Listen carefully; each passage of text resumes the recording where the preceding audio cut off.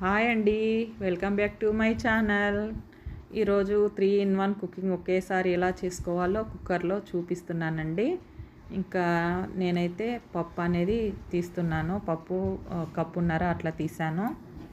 ఇంకా ఎందుకంటే వాటర్ కూడా దానితో పాటు కొలుచుకొని పోసుకోవాలని చెప్పి లూజు టైట్ కావాలని చెప్పి చూసుకుంటున్నాను. కొద్దిగా లూజ్ అంటే ఎక్కువ పోసుకుంటాను. ఇంకా అదైతే తీసుకున్నాను కదండి పప్పు. పప్పులోకి నేను పెద్ద గ్లాస్తోని ఒక 3 గ్లాసుల వాటర్ అయితే తీసుకున్నాను. దానికి కరెక్ట్గా లూజ్ సరిపోతుంది పప్పు. నేను చేసే పప్పు కారం లేకుండా చప్పడి పప్పు అండి. దాంట్లోకి మళ్ళీ కర్రీ కూడా వండుతాను కాబట్టి చప్పడి పప్పు చేశాను. ఇంకా ఇక్కడైతే కుక్కర్ ఆన్ చేసుకున్నాను, గ్యాస్ ఆన్ చేశాను. ఇంకా కుక్కర్ పెట్టేశాను. ఇంకా ఆయిల్ అయితే పోస్తున్నాను. ఆయిల్ పోసేసి పోపు గింజలు అన్నీ వేసేసుకొని ఆనియన్ కూడా వేస్తానండి. ఆనియన్ వేసేసి ఇంకా అందులో వాటర్ అయితే తీసేసుకున్నాను కదండి. ఇంకా తీసుకున్న తర్వాత ఇంకా మిగిలినవి బ్రౌన్ రైస్ అండి. బ్రౌన్ రైస్ ఇందులో పెట్టేస్తున్నాను. మా వారికి బ్రౌన్ రైసే పెడతాను కాబట్టి టైం ఎక్కువ తీసుకుంటుంది. అందుకోసమే నేను కుక్కర్లో ఇట్లా 3-in-1 అని ఈజీ పద్ధతిలో చేసేసుకుంటాను.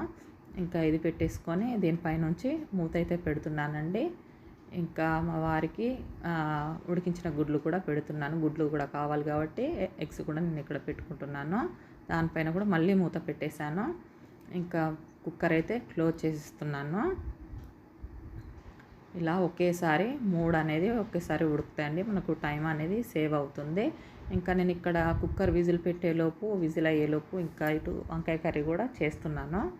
ఇలా చేయడం వల్ల మా వారికి 7కి వెళ్తారండి. 7 లోపు నాకు అన్నీ కావాలి, టిఫిన్ కూడా కావాలి కాబట్టి ఇలా చేసుకుంటాను. ఇంకా చూడండి ఇక్కడ నాకు విజిల్ వచ్చేలోపు ఆడ వంకాయ కర్రీ కూడా రెడీ అయిపోయింది. ఇంక ఇక్కడ చూపిస్తున్నాను చూడండి, గుడ్లు కూడా చక్కగా ఉడికిపోయాయి. ఇంకా 3 గుడ్లు అయితే పట్టాయి, 3 పెట్టేశాను. ఇంకా గుడ్లను తీస్తున్నాను చూడండి. ఇంకా ఇదిగోండి పప్పు అనేది కొంచెం పైకి వచ్చింది, అయినా పర్లేదు. మూత అనేది పెట్టేశాను, అందుకోసం మూతలన్నిటికీ పెట్టుకుంటాను. ఇంకా మూత కూడా తీసేస్తాను చూడండి. ఇంకా చూసారు కదా, మూత తీసేసిన తర్వాత బ్రౌన్ రైస్ అనేది చాలా బాగా ఉడికిందండి. ఇంకా బ్రౌన్ రైస్ అయిపోయిన తర్వాత ఇంకా మా వారికి దోశలు అయితే వేస్తున్నానండి. ఈలోపు చట్నీ కూడా నేను చేసి ఉంచాను. ఇలాగ చూసారా, 3 వంటలు అయ్యాయి నాకు. పప్పు అయింది, వంకాయ అయింది, రైస్ అయింది, ఇంకా చట్నీ, దోశ ఇవన్నీ కూడా ఎగ్స్ బాయిల్ చేశాను కదండి.